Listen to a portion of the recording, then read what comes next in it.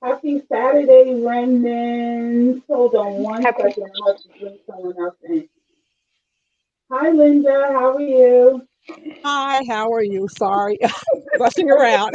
Okay, totally understandable. Okay, so remnants out there tuning in, thank you so much for joining us today. Today, as most of us know, October is the month where domestic violence is observed. And for those of you who are familiar with the live conversation, you know that earlier this year, a friend of mine fell victim to domestic violence. And I did a whole series. Maybe you all can go back and, look at the past conversations. I spent like maybe, maybe 4 or 5 Saturdays talking about domestic violence.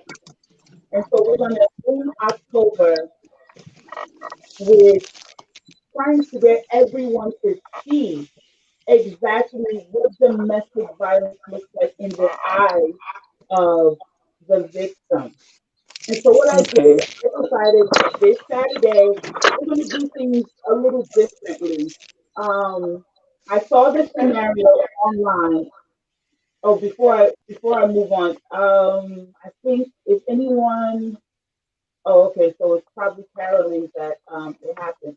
There was an echo. So if you have headphones, please put them on, and you cannot have the Facebook page open while we are having the conversation.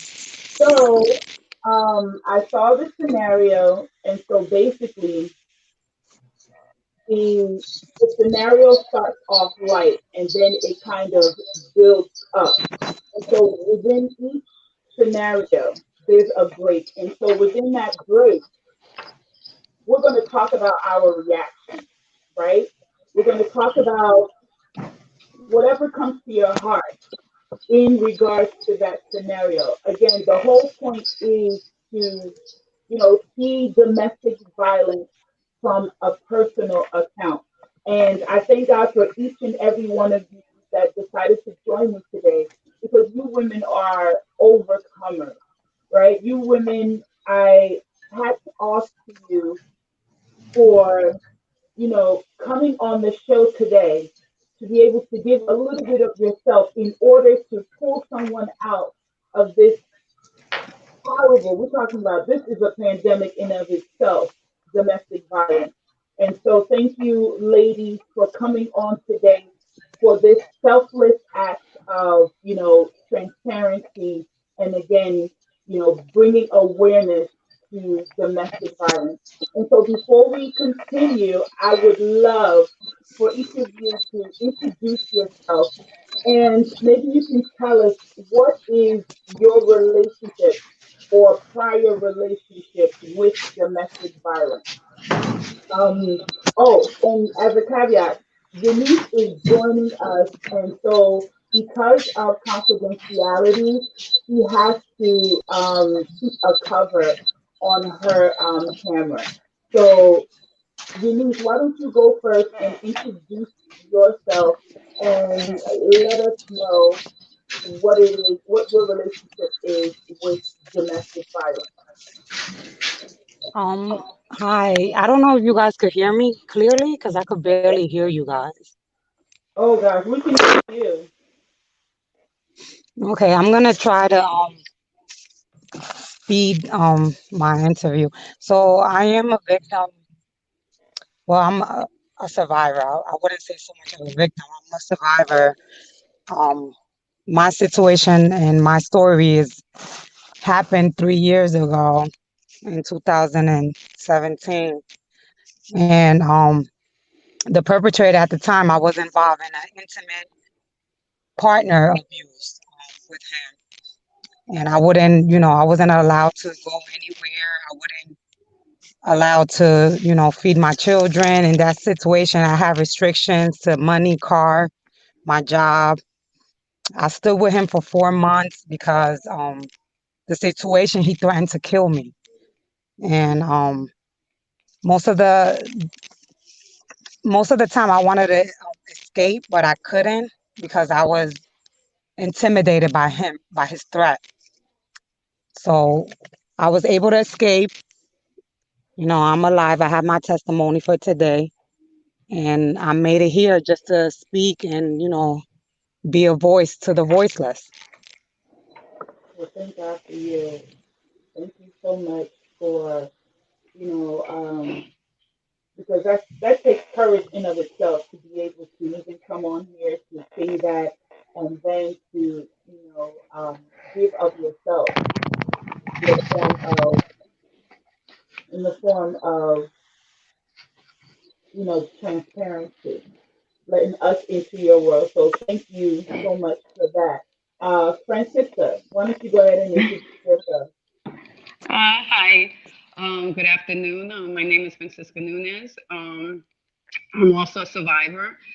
I can say I think I'm the longest survivor. I survived 17 years of abuse. Some of it was heinous. And if I can say the word heinous, because that's how I felt through some of the stuff he did. We sometimes get, I got married with the abuser December the 10th, and to me it was like a fairy tale wedding. Um, into the marriage, 6 years of it was like peaches and creams, chocolate and flowers. Everything was I love you here, I love you there. Everything was, I perceived 6 years was good. After the 6 years, then I saw another side of him. Everything I did was wrong. The cooking was wrong. Cleaning was wrong. If I went out, it was an issue. If he came home and I asked him how he was doing, it was, mind my effing business. If I cooked something he didn't like, he would throw it at me. If I said something to him, like, a normal wife would ask how you doing, he would slap me. Occasionally, the abuse turned more violent where he started going out and coming like 3 in the morning.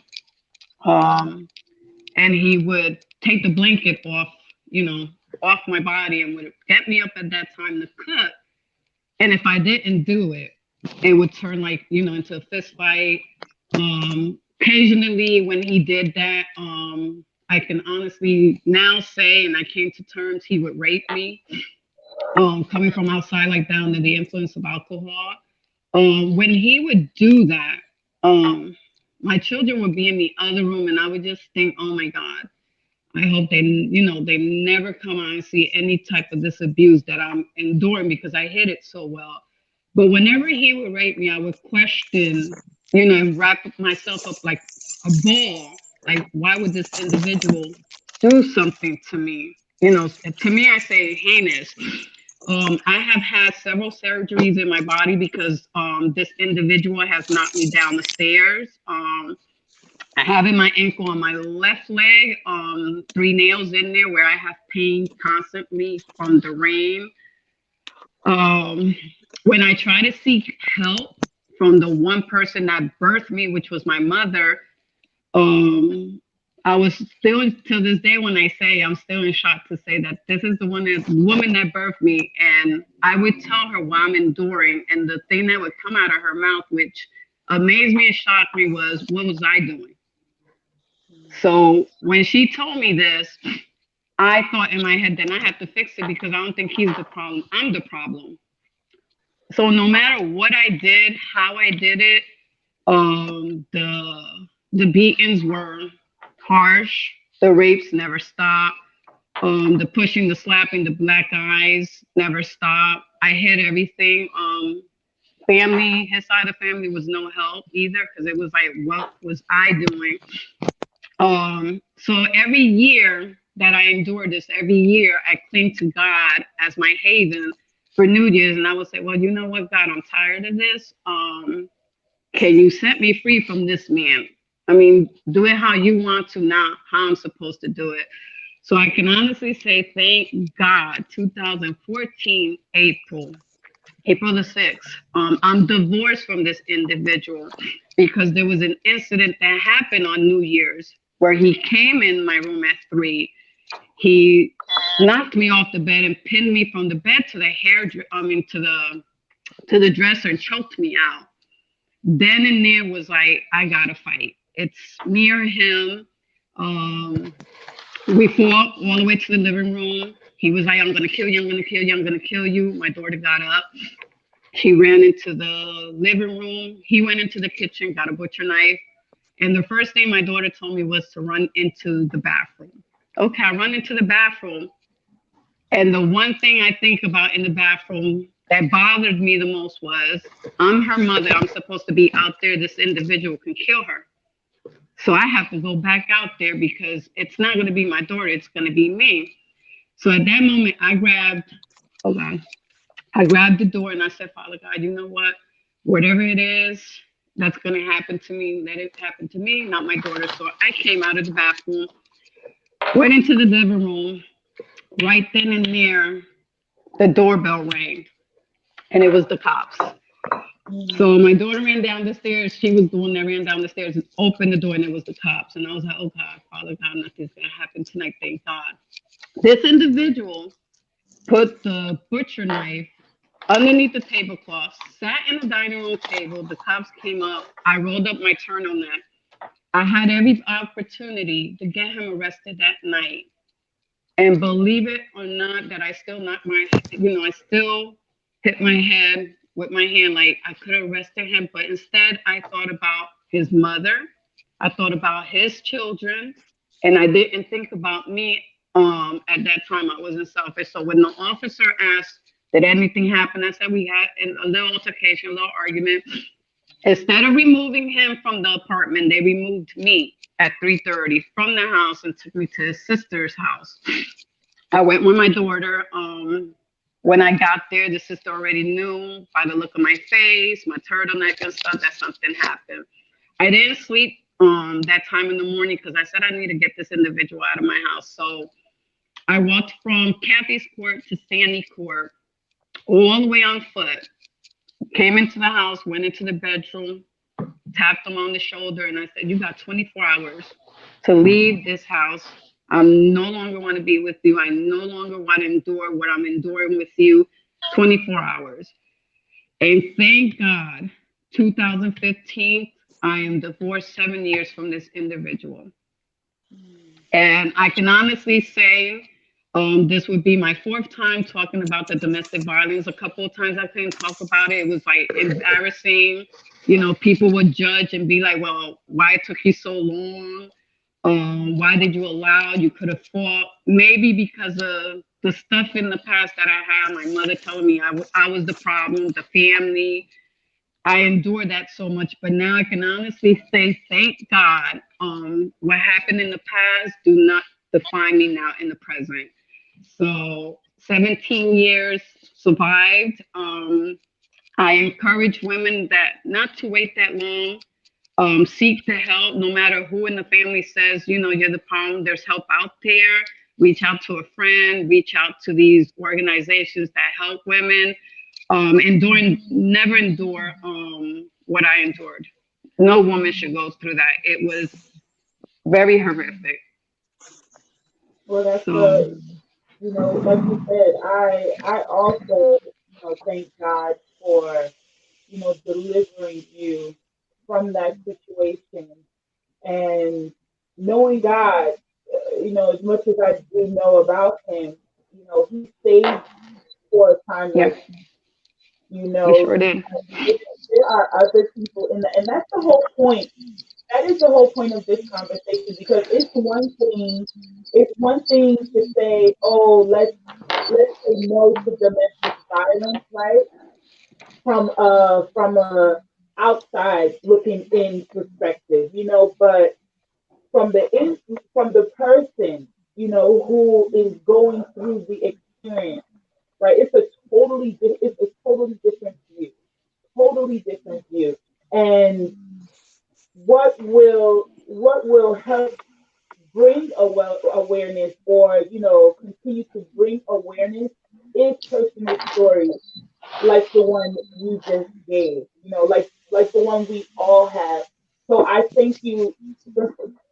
I thank you so much. Thank you so much for, for deciding to do what you do, which is to share your experience in order to help bring someone else out. That's what it's all. Sometimes, and you mentioned judgment and questioning. That's why stories like this are told, because it's to let other people know that, listen, I see what you're saying, but do you see what I'm saying? Do you understand what I went through? And it helps bring it helps close the gap, you know, that way. So thank you again, Francisca. No, you're welcome. Linda, how are you? I'm doing fine. How are you today? Good. Um, my name is Linda. I'm Linda Featherson. I think maybe one of you might know me here, but I was also in a very bad situation. I'll call it a situation for 14 years. And while I was getting ready for this, I had to really sit back and think how long it's been since I've been out of it. I have been out of it for Wow. 32 Wow. years. So I was really young starting. Um, I didn't tell anybody. I didn't tell anybody because I didn't want to get anybody involved, Hmm. if that makes any sense to anyone. I didn't want to tell my mother because I didn't know how she was going to react.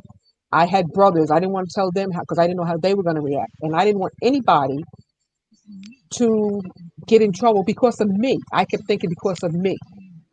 So I didn't say anything. I mean, it got to the point where I would report him, like call the police would come, but the police really, they're no help when it comes to domestic violence.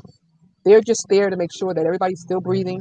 And, like, well, why don't you take a walk? Why don't you go here? But they don't realize that walk, it only puts fuel on the fire. And then they'll come back, and sometimes they're even worse. So, and I'm listening to you, and I'm hearing what everybody's saying, and I hate to say this, but I think he was he was very slick with his because he didn't give me black eyes. He didn't leave a bruise where someone can see it. It was always where once I got dressed, you never even knew I got hit. Okay.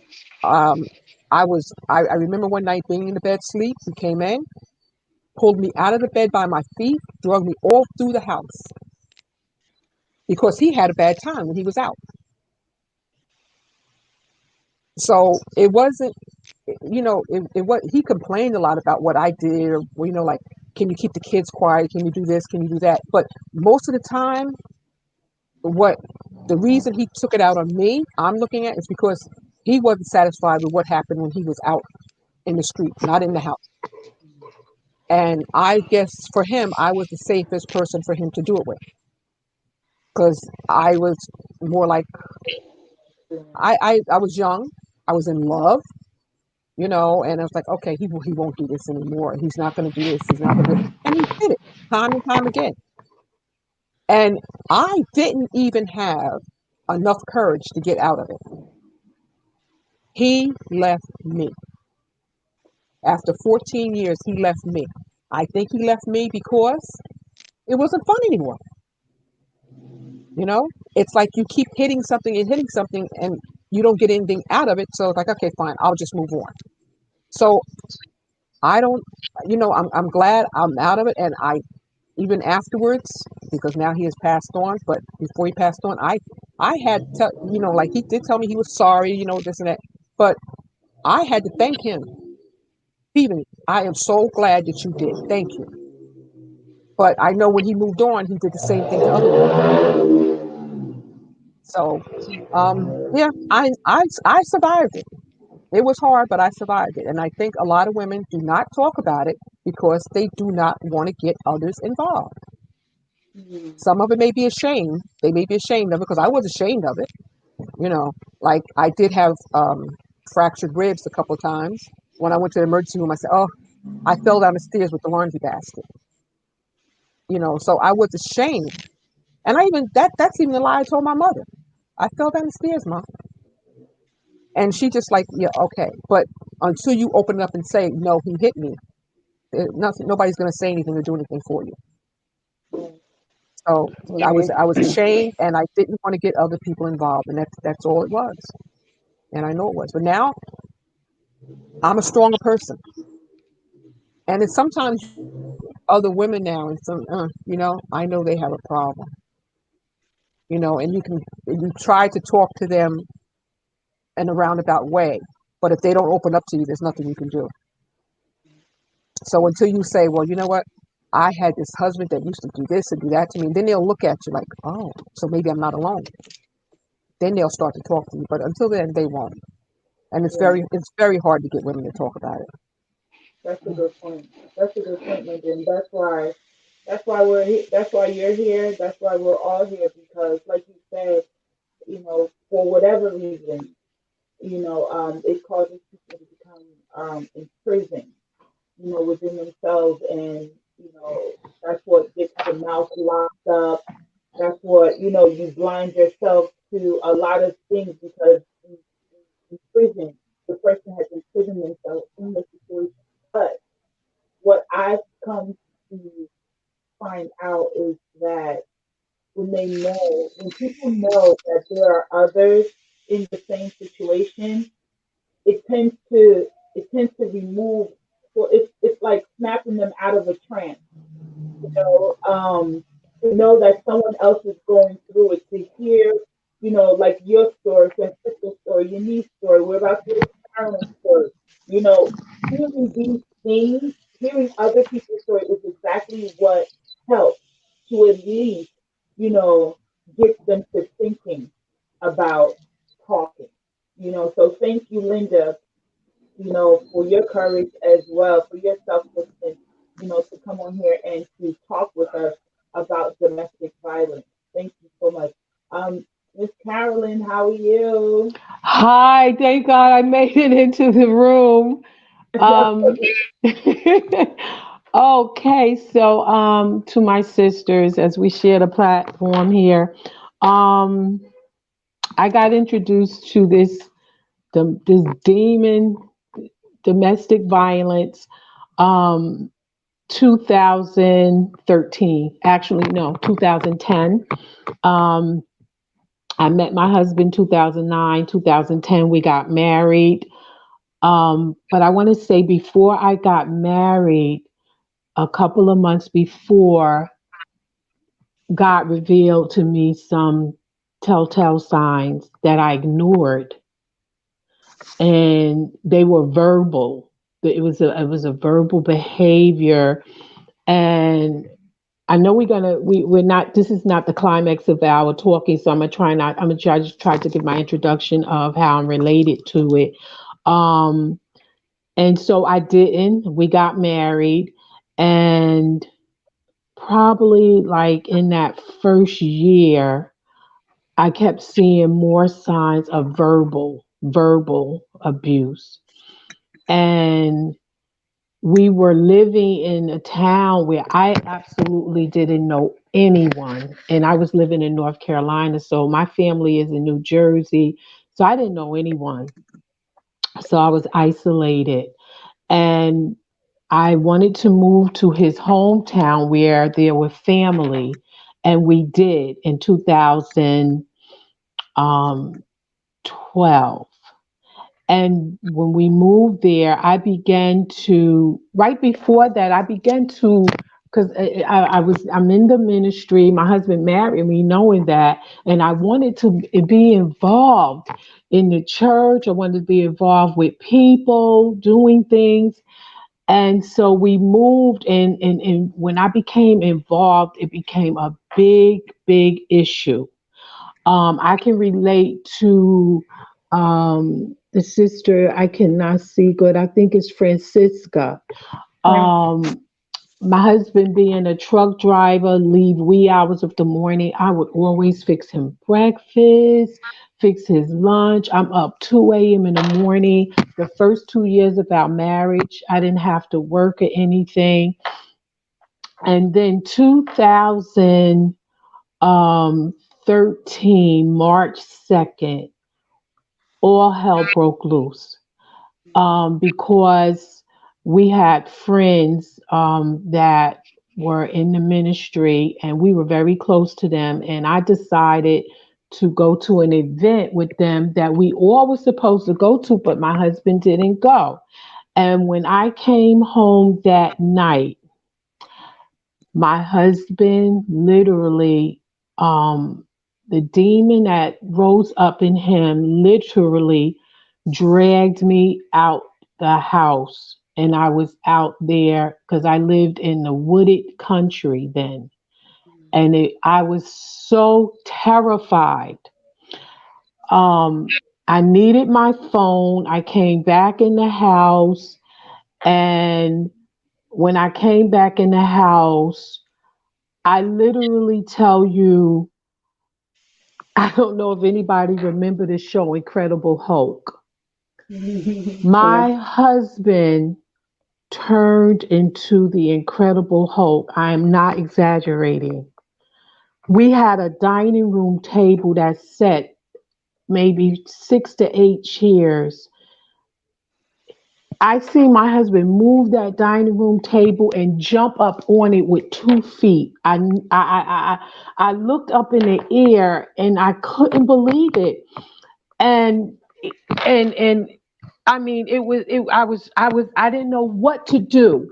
I was stuck at one moment, just couldn't move. I couldn't move, and then I started praying. And my husband went in the kitchen, got a knife, and he was trying to stab me. And all of a sudden, I got energy to move. The knife couldn't touch me. God had just like put a shield around me. When I fell down on the floor, I got my phone. I called my sister. No, my sister was actually calling the house, and her name popped up on the TV screen. And when my husband looked at the name, he was like, "Give me that phone." And my pastor and his wife had just dropped me off. When I got my cell phone after crawling all over the floor, and I'm going through this to show how I know nobody but God. And I was screaming in the phone, and I got up after being thrown all over, and a knock came at the door, and he said, when do not tell them what I did. And when the officer came to the door, I never even called the cops. He asked me, was I okay? And I said no. And as the sister shared, Francisca, he said, are you bruised up anywhere? I didn't even show him the bruises. I'm being totally honest. Then I'm hearing some feedback. Then the officer took me into the bedroom. He made my husband leave the front room, and he said, we have to remove you. My heart rate was so high that I was like probably getting ready to have a heart attack or something. I was devastated. And it's like all of the verbal, all of get out the bed right now and cook, all of the going to the church, being humiliated, all of the days of riding on the bridge saying, I'm going to run you off the bridge. All of those days, I think 2010 to 2013, finally, when I left that day and my family sent for me, I drove myself all the way to New Jersey. I literally never stopped. I cannot even imagine how I made it to New Jersey, but by God, I never stopped. I got to Jersey in 9 hours Mhm. straight on the turn. I couldn't even stop driving. And um, when I talked to my husband again, he was like, well, I want you to come back. I'm not going to do this again. Blah, blah, blah, blah, blah. Well, I want to tell you, I in between all of that happened, when I got home, I found out I had breast cancer. In 2014, I went through all of that. In 2000, right after breast cancer treatment, I went back. I went back. When I went back, one day I was laughing and talking with my husband, and he got up and went in the room and got a shotgun. When he got the shotgun, I could not believe. He says, "You're laughing at me. I'm going to blow your brains out." I said, "What?" I was so devastated when I went to work after he told me I couldn't work no more. I had told God the day before. It was like God was preparing me. If my husband tell me I can't work no more, I'm getting out of here. The next day he told me you can't work no more. I told the people that I was working for, I said my husband's abusing me. They said that's it. They packed me up, and my family the second time met me in Delaware. I didn't even go through all of the stuff I went through, but that's just the basic. And I got out, and I've been out since June 28th, 2016. That's when I got out for good. And now I'm going through, I'm preparing for divorce and everything. Um, but I'm telling you that I never thought I would go through that because I thought, I'm a woman of God. I'm not going to go through that. I'm going to have a good marriage. I've prayed for people's marriages, but anything can happen in life. Anything. And one thing I just want to say is that um, we have, and we're probably going to get to this further on in our treatment, talking of treatment and stuff, but um, I'm glad that I finally made up my mind to get out because the thing that kept me, I was tormented that I would not, that nobody else wanted me. Your family don't want you. Um, then I began to become shame. I can't go back and tell my family what's going on. I can't go back to my church family. It's like I went through this whole thing of being so ashamed and feeling so condemned that I could not come home, and nights crying, crying, crying, going to church, smiling, smiling, smiling until I broke down. And I told my pastor and his wife, I said, "Steve's abusing me." And they said, "We were worried about that because some of the people there had heard a history of his behavior. I was his fourth wife. Wow. I was the fourth wife, and my as we move on in the conversation, truly I'm going through healing. Forgiveness is very central because if we don't forgive, we can't move nowhere forward. And I know that sounds crazy. How can I forgive somebody that did this to me? If we don't forgive, we can't be healed. It's for us. The forgiveness is for us. And so I'm going through that process truly, and I pray that he would get healing because these men that have done this to us is because they need help. They need healing if they're still alive. And if they're not still alive, we pray that they repented before they left here. But I truly want to tell you that um, as women that have gone through this, and I listened to your stories of introduction, we have so much similar. That abusive spirit, it don't change. It don't change. It doesn't change. So I'll stop right there, Nora, so we can move in the convers. We can No, we can move in, huh? I was gonna say I'm so happy, that everyone was able to, tell their story. Thank you, Miss Karen. Of course, you're like one of those women that I truly believe is called to be a mother to, the mother to nations. So I thank God for your experiences and your level of transparency that is helping so many.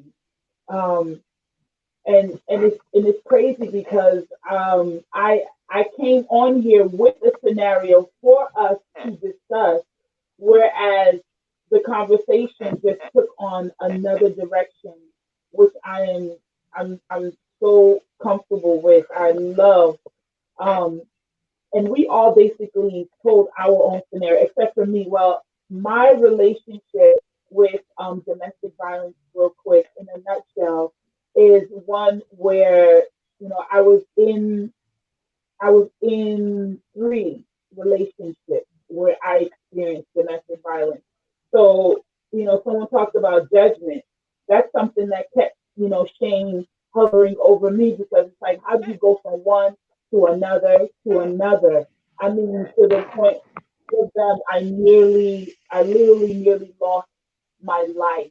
I remember bleeding to death in the bathroom, and my son, who was 12 at the time, he was sitting in the bathroom with me.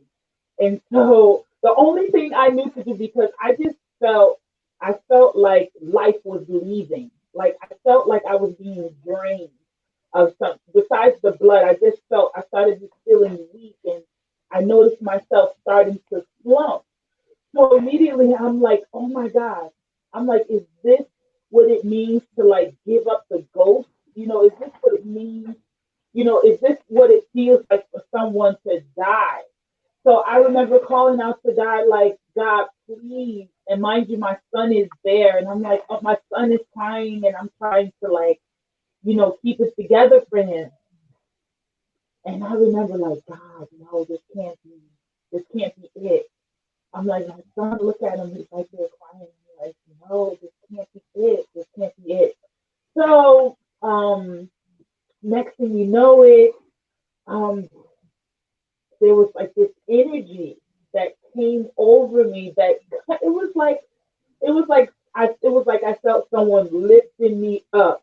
Mind you, someone who, felt, and the next, police knocked on the bathroom door, the ambulance was there.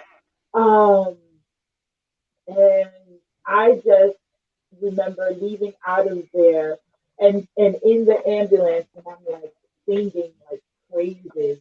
Mind you, I'm just a new believer. Um, I didn't. My relationship with God wasn't all that, but I knew enough to like call on Him, in need.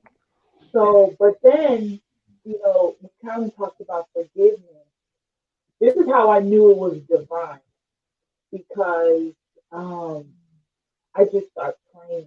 I'm like, God, he didn't know what he was doing. Please, just forgive him.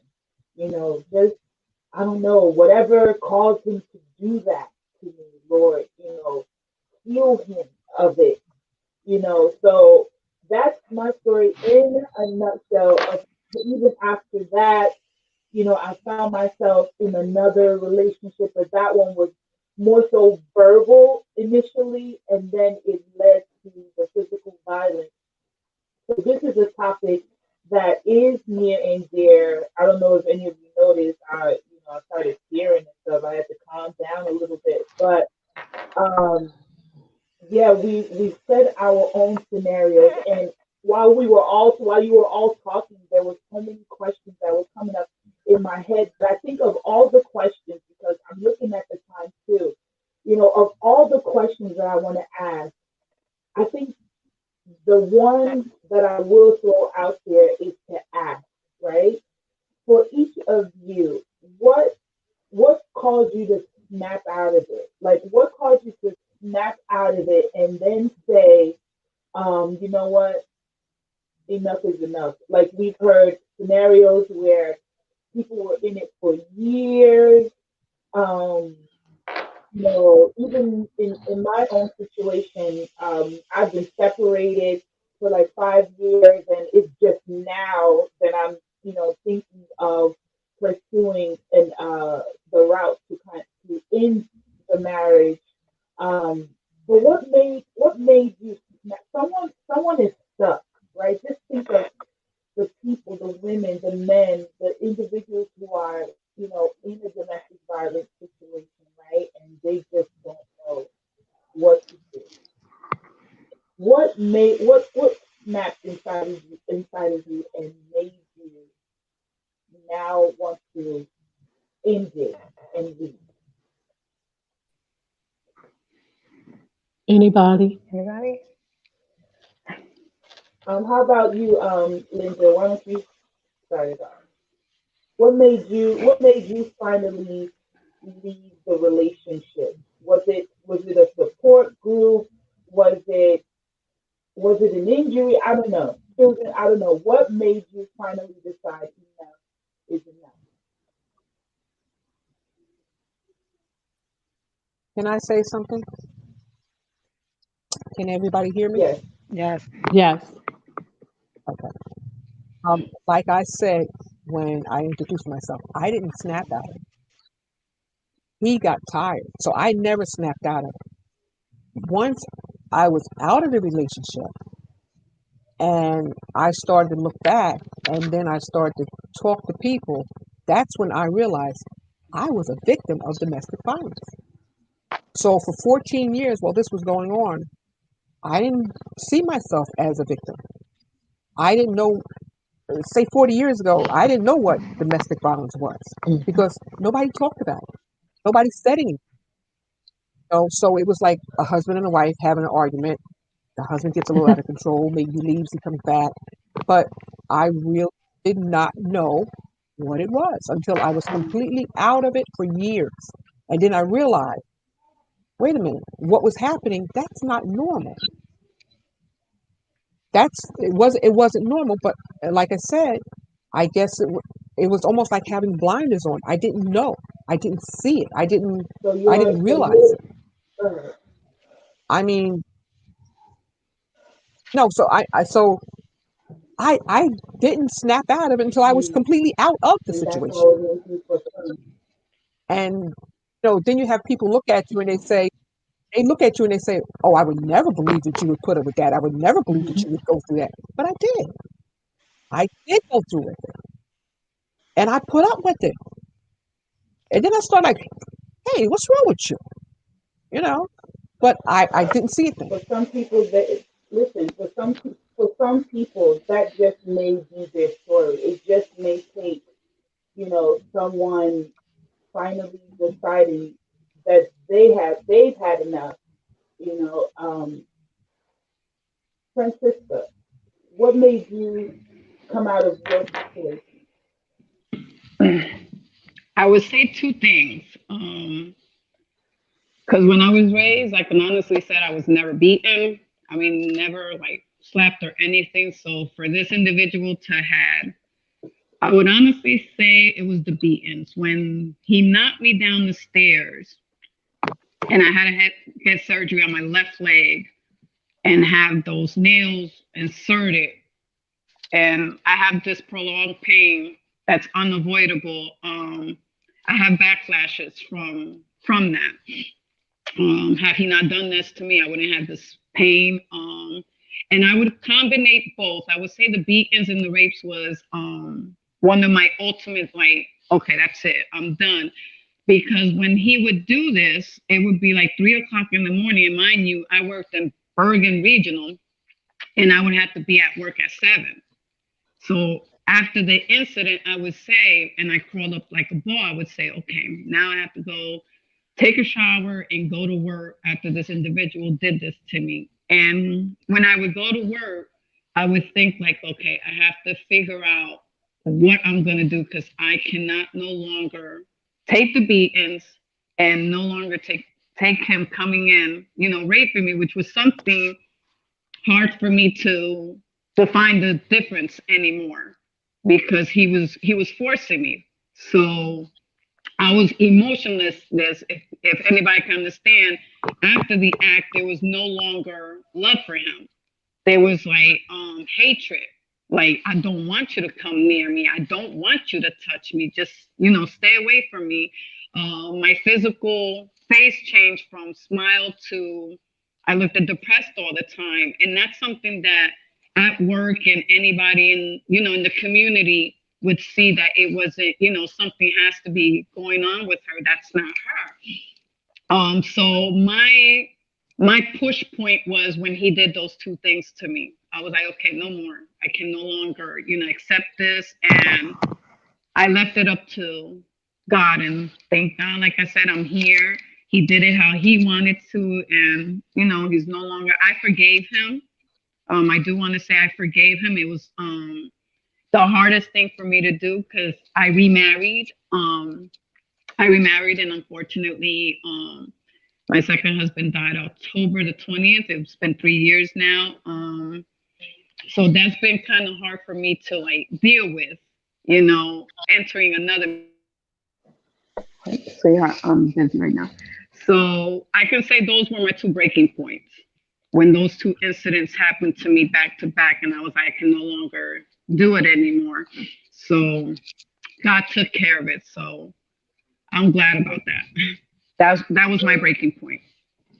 I'm glad you handled it too. Denise, Yeah. I what was your breaking point?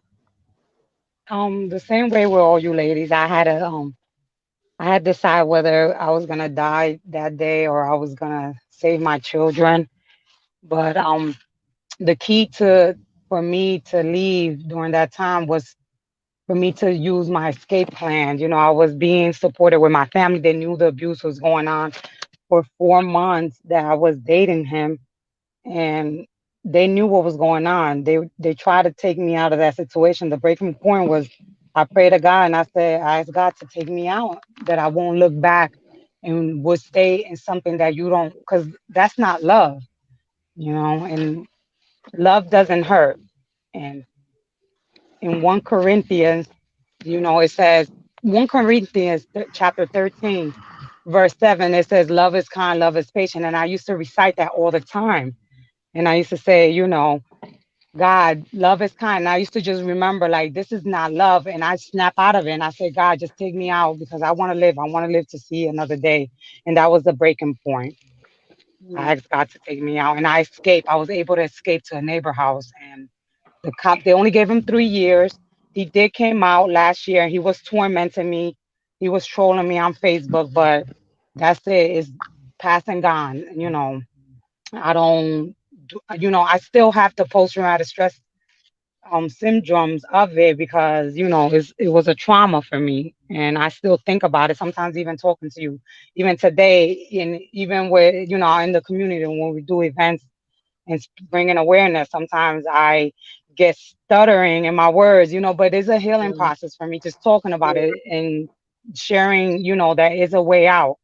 You don't have to stay in the situation because 1 out of 5, women don't survive, and I'm lucky. yeah. We are lucky to survive. Right, So for right, us to right. continue, yeah, bringing awareness, advocacy, I ask God, this might be, something that I need to my testimony to talk about it so other women could understand. You could leave. This is not love. This is not normal. Yeah, yeah, yeah. That was pretty much. I think that was pretty much like what kind of uh woke me up. One day I just looked at myself because I was suffering from insecurities, low self esteem, and so there are people out there that are predators, and they know the prey. They know who to pretty much try it with or whatever. In my opinion, and I but one day I just woke up. I one day I just said to myself, "Wait a minute, God loves me." It just kept playing over and over in my head how God created me in His image, and I know this is not like to preach or to be a sermon or whatever. If you're asking that question, what snapped me out? It was realizing that I am valuable. I realized that I should not be treated that way. Like you said, like that kept playing over. Like love is kind, okay? Love is, because we're taught that what the Bible says is true. So that's how I took it. I'm like, love is kind. Love covers a multitude. Love it, and I wasn't experiencing that, and I was like, okay, no. And then all of a sudden, I just got courage to stand up for myself and say enough is enough. And like you said, it's still a healing process. Even telling my story on here, even though it happened in my opinion, it happened a time ago, I still get a little flustered when I talk about it. And Right. Pastor. Samantha Bateman, thank you for tuning in.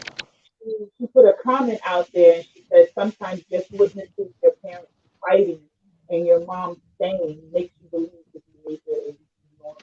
So for some people, that's what keeps them locked in, you know, um, and that's why we're here. We're here to tell our stories. And so, Miss Carolyn, I'm looking at the time and I want you to tell us what snatched you out, what made you again move, take that move towards freedom. But at the same time, I would love for you to close us out with some strength. Whatever it is that you feel victims who are still in it need to hear. Even us on this panel. At least I know I do. You know, talk talk to us. Talk to us and take us out. So after all of the times I have to relate to the last time because it was two times.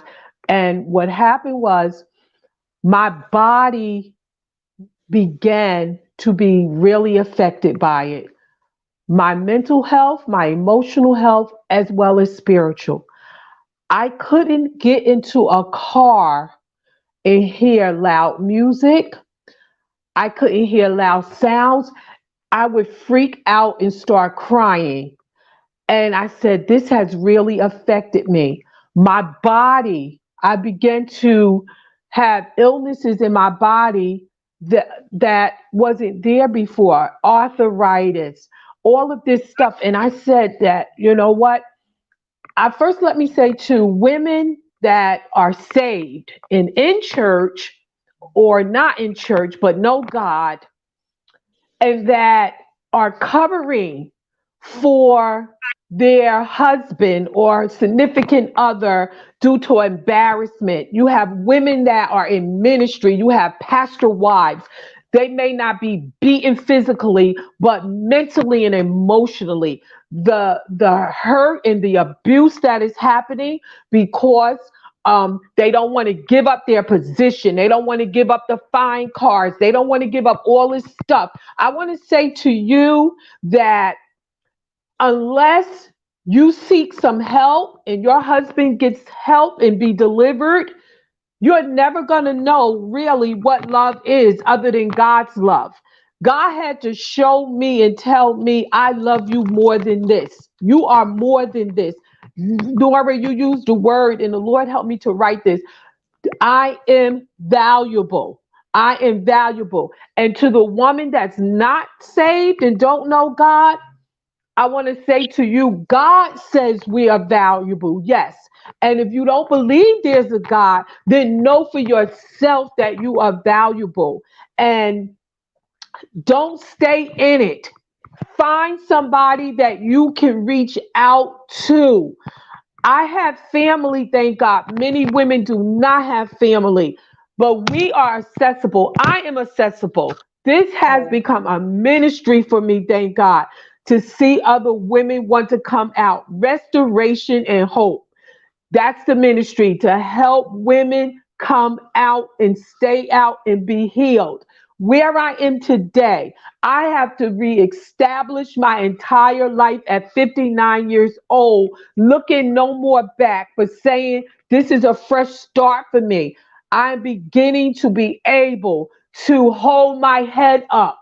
We have to hold our head up. We can't walk down because the enemy will destroy us. I had to begin to start my whole, after being with God all those years, I had to start a whole new process for myself of healing. Yes, I had the word inside of me, but I want to tell you that domestic violent enemy will try to break you down. If it can't destroy and kill you physically, mentally, and emotionally, it will try to sap all of the air out of you. And I have to tell people that say to me, get over it, or you blah blah blah. You shut up right now, because I tell you that this is a process, and that we have to be determined to go through the process and come out on the winning side, just like with anything else. But don't keep it to yourself, ladies. If it's men being abused, don't keep it to yourself. You cannot do it by yourself. But admit to yourself, I am being abused. I had to admit that. That was the most hardest thing for me to admit. I am being abused. And then I said to myself, I cannot go back. Yes, I can forgive. I may even speak to my husband, but I will not go back. Never ever go back to anything that is hurting you unless God tells you to go back and you see a complete change. Many people have done that and they have healed. And many women have told me, that's your husband, honey. That I don't care who that is. They stay in that stuff for 20 years. God does not want us to be abused. That's the bottom line. We're his daughters, and he wants his daughters treated good. So I am ready to do the work, to do the footwork, to do whatever to help another woman come out and get reestablished in her life. We deserve it, ladies. Thank you. Amen. Thank you. Thank you so much, Miss Karen. Thank you so much, Unique. Taking the time out of your busy schedule. You're at work, you're here. Thank you. Linda, thank you. Francisca, thank you so much for joining me. I definitely would love to have another conversation and kind of dig in a little deeper because what allows women to stay in a situation like that is something that we really need to look at, really need to Nora, look at. And yes, right there, Nora, please, right there. I said to God, whatever spirit drew itself to me, take that spirit out, because that spirit draws that enemy, that kind of behavior to us. And we go from one relationship to the next one. We have to know we are somebody, or we'll draw the same thing back in. We're yes, not and supposed to have that many abusive relationships. you're right. You're right, and that is the core of it all. It starts with each and every one of us. Actually coming to a realization. And again, I am going to. I promise you, I'm going to have another conversation about this so that we can kind of pick apart what that is. That keeps us locked in. And I would love for all of you ladies to join me again to talk about that. But on that note, we are well over time, and it's just time. The time is now. Miss Carolyn, thank you for your restoration. You said restoration and hope. Yes. Your Restoration. Restoration and Hope Outreach Ministries, yes. And it's real. We could come raw, we could come saved, we could come unsaved, we could be a prostitute, we could be whatever. We could be the woman of God preaching in the pulpit, whatever. It's for you to be restored. That's it. That's it. Amen. And you all know Remnants of Bread is here to come alongside of you.